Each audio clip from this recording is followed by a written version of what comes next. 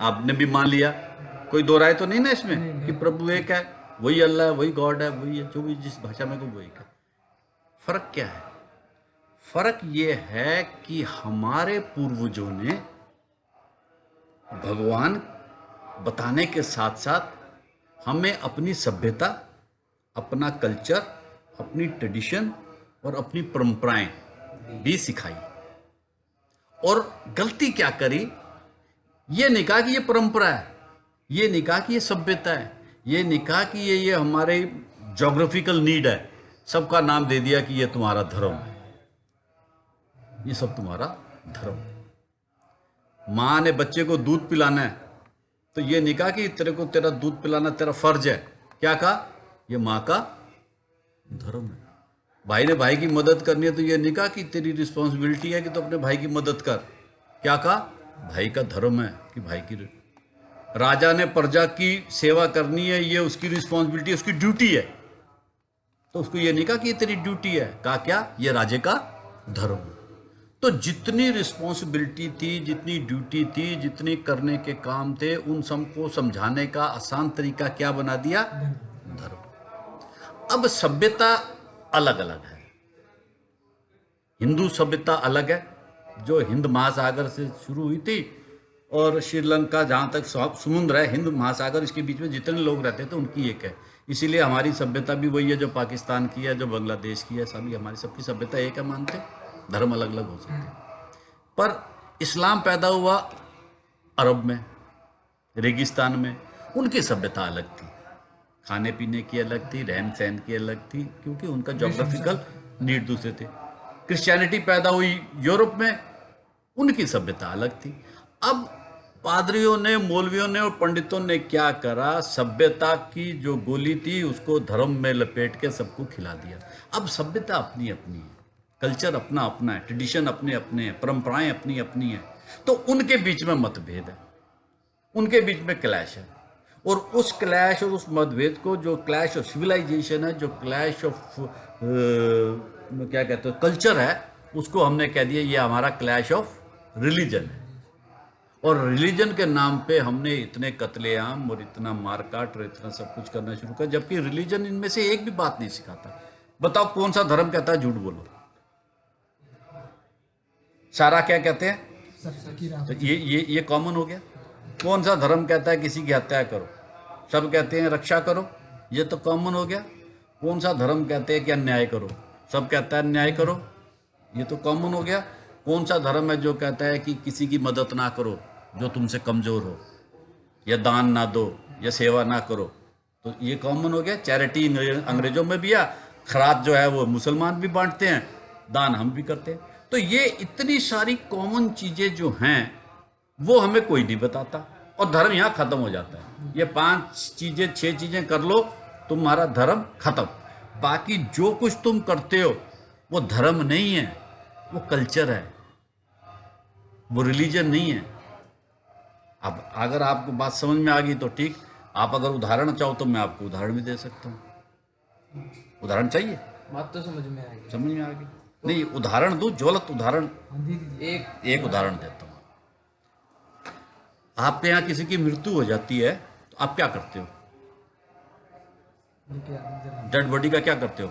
जला देते हो। जला देते हो किसके नाम पे? धर्म के नाम पे। धर्म के नाम पे जलाते हो ना। और अगर ना जलाया जाए, दबा दिया जाए, तो क्या होगा? नर्क में चला जाएगा। हिंदू को अगर नहीं जलाया तो क्या होगा? नर्क में चला जाएगा। मुसलमान क्या करते हैं? दबना देते हैं। अगर उसे जला दिया जाए तो वो दोजख में चला जाएगा। क्रिश्चियन क्या करते हैं? दबा देते हैं, वो नहीं जलाते। अब बताइए ये क्या धर्म है? नहीं नहीं नहीं नहीं, ये ज्योग्राफिकल नीड के कारण बनी हुई एक कल्चरल चीज है। यहाँ पर हर जगह घने जंगल थे, किसी को गाड़ के दबाना हो तो 4 पेड़ काटने पड़ते थे। आसान तरीका था, एक पेड़ काटो, जला दो। वहां पर रेत ही रेत थी, लकड़ी मिलना मुश्किल थी, जलाने की तो कोई व्यवस्था हो ही नहीं पाती थी। आसान ही था कि रेत हटाओ, दबा दो। वहाँ बर्फ पड़ी रहती है या बारिश होती रहती है, 9 महीने गीला रहता है, लकड़ी वैसे मुश्किल है जलाना। इतना समय ही नहीं मिलता कि 4-6 घंटे धूप रहे। वहाँ 2-4 घंटे में ही बारिश हो जाती है। आसान तरीका था, मिट्टी हटाओ दबा दो। अब ये एक आसान सा तरीका था जिसको ज्योग्राफिकल नीड के कारण बनाया गया था, उसको हमारे दिमाग में घोट घोट के भर दिया गया कि ये आपका धर्म है, ये आपका धर्म है, और आज हम कत्ल होने को तैयार हैं कि कहते हैं कि तेरे को दबाएंगे भाई, जलाएंगे नहीं। समझ रहे बात? इस तरीके से हर चीज जो हम करते हैं वो हमारा कल्चर है, वो रिलीजन नहीं है। उसको कल्चर बोल के तो आप प्रोटेक्ट करो, पर रिलीजन बोल के मत करो। एक सवाल है कि मेरा, जैसे आपने बोला ना कि भाई कौन सा सवाल नहीं करोगे तो आपको कुछ समझ नहीं आएगी। सवाल एक के बदले 2 करो, सब करो। हाँ, तो बोलो। जैसे आपने बोला ना, तो मैं भी सोचता हूँ कि कोई धर्म नहीं सिखाता, लेकिन एक मतलब लोग बोलते हैं कि ये मुसलमान में बोला जाता है कि भाई काफिर और काफिरों को मारो, तो आप पहले चाहोगे कि काफिर हैं? काफिर, पहले ये सोचो काफिर किसे कहते हैं। काफिर उसे कहते हैं जो कुदरत की करते की हुकूमत को नहीं मानता, जो भगवान की सत्ता को नहीं मानता, जो ये नहीं मानता कि एक अल्लाह है जो सब कुछ कर रहा है, या दूसरे शब्दों में को जो नास्तिक है, जो अल्लाह को रिफ्यूज कर दे, वो काफिर है। तो उस कैटेगरी में तो कोई भी नहीं आता। वो तो अब ये कहने लग गए कि जो इस्लाम नहीं मानता वो काफिर है, जबकि इस्लाम जो है वो तो अरेबिक कल्चर है। अब ये जो मान रहे ना मुसलमान, हिंदुस्तानी कल्चर के लोग थे, इस्लाम कबूल करने से उनको अपना कल्चर नहीं बदलना चाहिए था, रिलीजन बदलना। अगर आप रिलीजन और कल्चर में फर्क रखते तो मैं आज कल्चरली, मैं आज यहाँ पर हिंदुस्तान का कल्चर अपना रखा है। वो किस लिए, मैं कल्चर कैसे बना, इस देश की कैसी रिक्वायरमेंट थी, उससे कल्चर बनता है। तो अगर मैंने वो कल्चर छोड़ के मैंने दूसरा कोई रिलीजन ले लिया तो मेरा कल्चर नहीं चेंज होना चाहिए। अब कल्चर क्या है? कल्चर ये है कि मैंने आपसे हाथ जोड़ के नमस्ते करी, हाथ नहीं मिलाया। अंग्रेज हाथ मिलाते हैं, हम नहीं मिलाते, क्यों? ये कैसे डेवलप हो गया कि एक जगह में लोग हाथ जोड़ के हाथ मिलाते हैं, एक जगह में लोग हाथ मिलाते हैं, एक जगह में लोग गले मिलके, इस्लाम में गले मिलके लोग मिलते हैं। कारण वही है, ज्योग्राफिकल नीड। ये था ट्रॉपिकल कंट्री, यहाँ पर वायरस बहुत ज़्यादा फैलता था, छूत की बीमारियाँ बहुत ज़्यादा पनपती हैं, क्योंकि यहाँ मौसम ऐसा है, गर्मी भी है, सर्दी भी है, बरसात भी है, बीमारी फैलने का ज़्यादा माहौल है। जहाँ पर टेम्परेचर 50 या 50 से ज़्यादा होता है वहाँ वायरस ऑटोमेटिकली मर जाता है। जहाँ टेम्परेचर 0 से नीचे चला जाता है वहाँ वायरस ऑटोमेटिकली मर जाता है। तो वहाँ छूत की बीमारियाँ कम फैलती थी। यहाँ चूँकि छूत की बीमारियाँ ज़्यादा फैलती थी, इसलिए उन्होंने कहा कि एक दूसरे से हाथ नहीं मिलाओ कि इसकी बीमारी उसको हो जाएगी, उसकी बीमारी उसको हो जाएगी, दूर से नमस्ते करो ताकि बीमारी ना फैले। ये बीमारी ना फैलने के कारण था। अब वहाँ बीमारी फैलने का डर नहीं है, इसलिए वो हाथ मिलाते हैं, वो गले मिलते हैं। हमारे यहाँ कहते हैं तुलसी आंगन में लगाओ, पूजा करने के लिए। क्या करने के लिए? पूजा करने का तो नाम पड़ा था, लेकिन उसका तो सेहत के लिए फायदा। क्या फायदा था उसका? उसको तुलसी का हमारे शरीर में बहुत उपयोग होता है। जैसे क्या नाम, नहीं तो उसको आंगन में क्यों लगाना? उसको तो कहीं और भी लगा सकते हैं, आंगन में क्यों लगाना? इसके पीछे हर चीज का हम लोग प्रश्न नहीं करते ना। प्रश्न करो, ऐसे प्रश्न आए भाई आंगन में क्यों लगाना? आंगन किसको बोला जाता था? आंगन उसको बोला जाता था जो घर और आपके बाहर के दरवाजे के बीच का रास्ता है, उसको आंगन कहते थे ना। तो वहाँ इसलिए लगाया जाता था कि ये वायरस फैलने वाला देश था, यहाँ वायरस फैलते थे। तो जब तुम घर से बाहर निकलो, तुम्हें बाहर कहीं किसी की बीमारी ना लग जाए, तो एक तुलसी का पत्ता तोड़ के मुंह में रख लेना, तो वायरस मुंह के थ्रू अंदर जाएगा ना, हवा के थ्रू। तो आपके मुंह में अगर तुलसी रखी होगी तो वायरस आपको कैच नहीं करेगा। और जब आप बाहर से घूम घाम के आओ, अंदर आने लगो, तो फिर एक तोड़ के डाल लेना। अगर कोई वायरस लग गया होगा तो फिर मर जाएगा। ये आपको वायरस से बचाने के लिए था। तो हमें ज्ञान नहीं लिया कि ये किस लिए आंगन में था, तो हमने क्या करा, उसकी पूजा करनी शुरू कर दी। मैंने तो ये सुना है कि अगर तुलसी को अगर खाए ना, अगर दांतों में लग जाए तो दांत खराब हो जाते हैं तुलसी से। तो कौन कहता है? सुना है मैंने। ये सुनने से थोड़ी होता है, मानने से होता है। आयुर्वेद का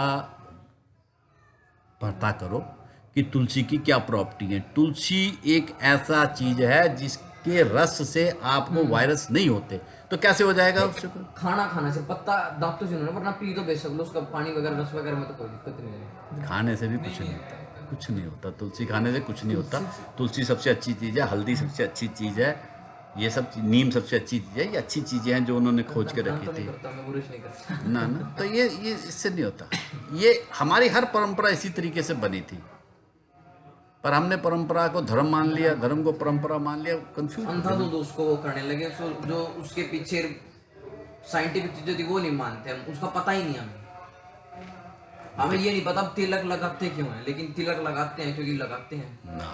आज आपने देखा तिलक का तो ये सवाल ये नहीं, दिमाग पे असर नहीं पड़ता भाई मेरे। नहीं मतलब इसका यहाँ कुछ इसका भी कुछ आप वो बात क्यों करते हो जो कुछ पे हो, बात वो करो जो डिटरमिनेंट हो। मैं बताता हूँ आपको अच्छी तथ्य क्या है। देखिए तिलक कौन लगाता था और तिलक क्यों लगाया जाता है, उसका कारण सुन लो। ये समाज को 4 हिस्सों में बांटा गया था, वर्णों में। क्यों बांटा गया था वो एक कहानी है, सुनना चाहोगे तो सुना दूंगा, 15 मिनट लगेंगे उसके लिए। खैर निकलने वाले चलो निकल जाओ। तो ब्राह्मण जो थे ना, उनका काम था पढ़ना पढ़ाना, ज्ञान लेना और ज्ञान देना। तो वो पठन पठान का काम करते थे। जब यहाँ पर ये है ट्रॉपिकल कंट्री, यहाँ टेम्परेचर हुमस होती है, हुमस इस इलाके में।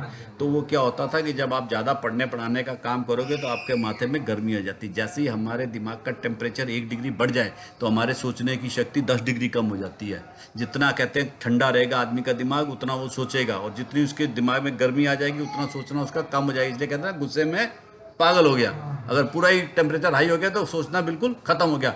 तो अगर आप चंदन, हर टीका नहीं, रंगोली लगा के नहीं, चंदन जो ठंडक देती है, जो हमेशा ठंडा रहता है, उसका पूरा लेप, ये नहीं जरा सा टीका, पूरा लेप करोगे अपने माथे पे तो आपका दिमाग ठंडा रहेगा, आपके अंदर अच्छे विचार आएंगे, ठहरे हुए विचार आएंगे। अब जैसे जैसे चंदन महंगा होता गया उसका साइज छोटा होता गया, चंदन महंगा होता गया। अब चंदन बहुत महंगा तो तीली से लगा के ऐसे लगा देते, समझे ना। तो कारण नहीं पता क्यों लगाते थे, तो उन्होंने कहा ये कोई रिवाज है, बस ये हमारा धर्म है, लगा दिए। नहीं, पूरा चंदन। और साउथ में जाओ तो वहाँ के ब्राह्मण आज भी क्या करते हैं, पूरा लगाते हैं। 3 नहीं है, पूरा लगाते हो। 3 तो ऐसे हो गया कि लगाया तो 3 आ गया। वैसे वो ये सब बातें आगे का खुलासे बेकार है। मेन धंधा है ऐसे पूरे माथे पे आप चंदन का लेप करके जब पढ़ने बैठोगे तो जो पढ़ोगे, जो याद करोगे, वो जल्दी से आपको याद हो जाएगा। कोई भी अपने धर्म की आपके अंदर अगर शंका हो, पूछो मेरे से, मैं आपको अभी जवाब दूंगा उसका क्या कारण। आज तो मेरे पास समय नहीं, पर मैं आपके पास आऊंगा। आप रोज बैठते हो यहाँ? हमारा काम